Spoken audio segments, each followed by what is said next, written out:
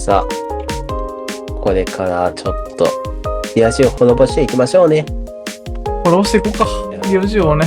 そうっすよ。そう男と女でやってるやつがおるんだろ、うんまあ、俺は、ほらね、俺は、だけどね、ゆうたんくんもね、あれゆったんくんはリア充一人じゃないよ。二度とか言ってね、あれうん。陰キャ、陰キャ。陰キャ。何が陰キ陰キャやねん。いや、陰キャでも結婚できるのかな。もう結婚できる陰キャでも。陰キャでも結婚できるのかよ。